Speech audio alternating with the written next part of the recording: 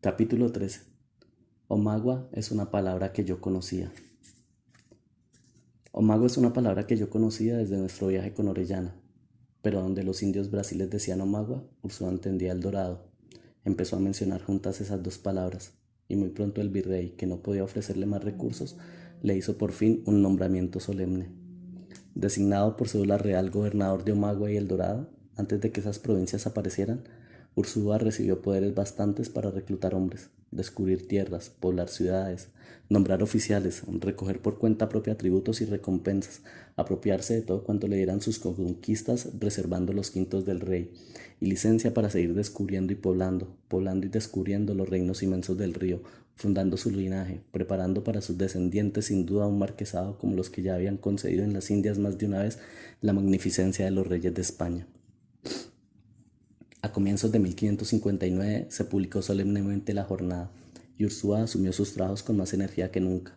Viajamos por las vertientes orientales de la cordillera para decir la región donde se concentraría la soldadesca, el lugar desde donde emprenderíamos la travesía. Faltaban meses, pero una de las primeras decisiones era el encargo de los barcos, y Ursúa estuvo muchos días averiguando por los ríos que encontraríamos, calculando las exigencias de la navegación, el estilo y las dimensiones de los navíos. Comenzó allí su búsqueda de carpinteros y calafates, de oficiales expertos armadores. Pronto había reunido 25 oficiales y 12 negros carpinteros. Con ellos empezó la adquisición de maderas, herramientas y clavazones, también a acopiar en serio provisiones y armas. Habló sin descanso con veteranos españoles y con indios, y cuando creyó estar seguro de la ruta, escogió la provincia de los Motilones, a donde llegaron los indios brasiles como el lugar adecuado para iniciar la expedición. A orilla del río de los Motilones había ya un caserío llamado Santa Cruz de Capocoria, poblado de tiempo atrás por el capitán Pedro Ramiro. En esa ribera instaló el gobernador los talleres para el armado de los bergantines y las chatas en que se distribuirían los hombres, los caballos, las provisiones y las armas del viaje. Dejó a expertos oficiales trabajando bajo la orientación de maese Joan Corso, a quien nombró maestre mayor, y para asegurar la fidelidad de aquel enclave consideró oportuno nombrar teniente general de la expedición al propio Pedro Ramiro, quien era ya justicia mayor de Santa Cruz. Volvió entonces al Perú y emprendió su campaña final por las haciendas de los encomenderos para recaudar el dinero de las empresas. Tenía en su mano la lista de quienes lo habían recibido con entusiasmo, que se habían deleitado con sus historias y lo habían hospedado en sus casones de piedra. Ahora no iba a contarles historias galantes ni a adornar las fiestas de las haciendas, sino a recoger los frutos de su campaña previa. Entonces los encomenderos empezaron a alegar dificultades para aportar todo lo que Ursúa esperaba. Antes se le encendían los ojos ante la descripción de aquel viaje previsto, los barcos, los caballos, los centenares de soldados, los miles de indios. Ahora empezaban a parecerle demasiados los soldados, excesivos los caballos, costosos los barcos. Seguían convencidos de la necesidad de la empresa, pero se apresuraban a exigir que no fuera demasiado ambiciosa, demasiado ostentosa. Toda expedición de conquista requería sacrificios. Ellos mismos eran veteranos de muchas campañas. Con cuánta dificultad habían tenido que abrirse camino por las cordilleras horribles, por bosques ponzoñosos, por mares traicioneros. Ursúa explicaba con calma que estaba programando el viaje con la mayor austeridad. Los barcos eran indispensables. Los soldados debían ir bien alimentados y bien armados. Los caballos enfrentarían tierras difíciles. No llevaría tantos perros como al país de los chitarreros, menos de los 2000 que llevaba Pizarro cuando salió a buscar la canela, pero había que llevar perros. Y venían las cuentas de los cerdos, el trigo, los granos, las herramientas. Sin duda lo menos costoso serían los indios, pero sin indios era imposible ninguna campaña, por ser viaquianos en los pasos de la montaña y conocedores de las plantas y animales, y también porque conocían las lenguas y ayudarían en el contacto con los pueblos nativos, pues era preciso no desgastarse en infinitas batallas. Al cabo de 3 meses de viajes y visitas, lo reunido por Ursúa era harto menos de lo que había previsto, pero suficiente para pagar los primeros trabajos.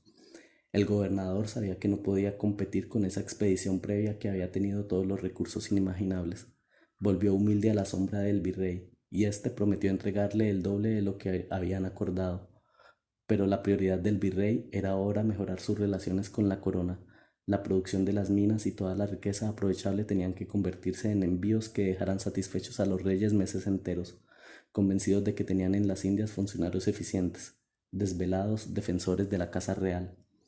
Y algo tenía que ahorrar el virrey para sí mismo, pensando en su propio futuro, aleccionado ya de que nada es seguro en el mundo, pues cuando uno no está de cuerpo presente en los consejos de Sevilla y de Valladolid, es fácil perder la estima de sus protectores.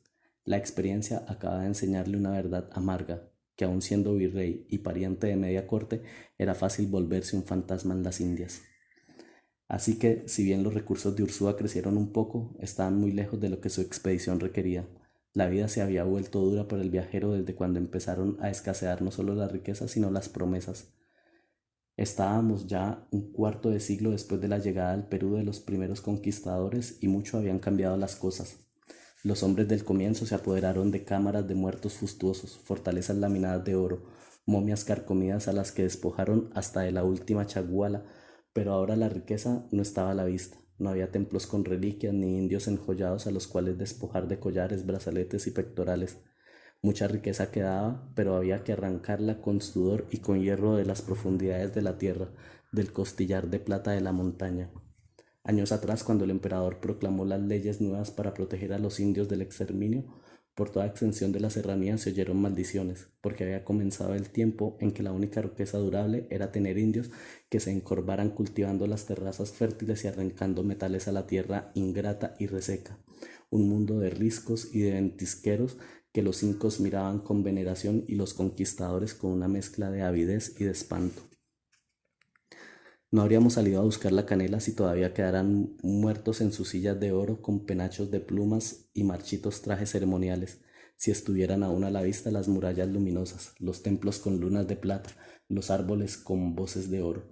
Y si los encomenderos se entusiasmaron con el espejismo de esta nueva expedición, es porque ya no podían tener tantos indios a voluntad para trabajar en las minas.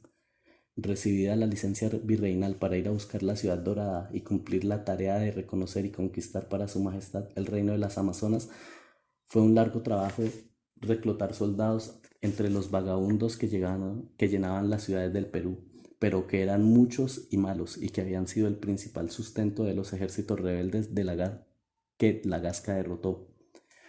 Ursúa creyó que el virrey estaba apoyando solo su expedición, pero empezó a ver con extrañeza que al mismo tiempo enviaba tropas en varias direcciones, como si la amenaza de perder el virreinato lo hubiera convencido de la necesidad de extender sus dominios, no dejar piedra sin mover, ni peñasco sin escalar, ni punta de la estrella de los vientos sin explorar, en la tarea loca y urgente de abarcar el territorio y de obtener nuevas riquezas para repartir, para incrementar los ingresos del virreinato, para aumentar el tributo que llevaban sus belicosas majestades, la flota de los grandes galeones que cada tanto tiempo brotaban del mar, seguida por un cortejo de barcos de guerra y perseguida ahí por una jauría de fragatas hostiles.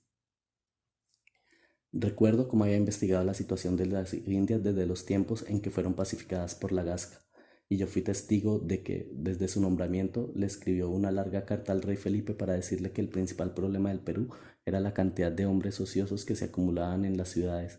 Había 8.000 varones de conquista, y de ellos solo 1.000 tenían títulos de propiedad. Los otros se habían ido quedando en las Indias, a pesar de que ya no habían ni grandes expediciones, ni campañas de población, ni puestos en la burocracia, ni empleo en las encomiendas, donde solo había trabajo, claro que sin paga, para indios y esclavos. Comprendió que esa expedición que Ursúa adornaba de gestos gallardos era un recurso salvador para deshacerse de los aventureros nocivos que perduraban en el reino. Si tienen tanta energía para el mal, le oí decir un día, que se enfrenten al río y a la selva. Allí encontrarán donde derrochar su espíritu levantisco. Al virrey solo le inquietaban los hombres de España que convergían en las tierras nuevas como siembra de vientos. No tuvo tiempo de preguntarse qué mundo era este que ahora le daba su oro y su grandeza, qué misterios yacían entre las piedras calcinadas del reino. Y es verdad que la noche cae antes de que hayamos descifrado las líneas de nuestra mano.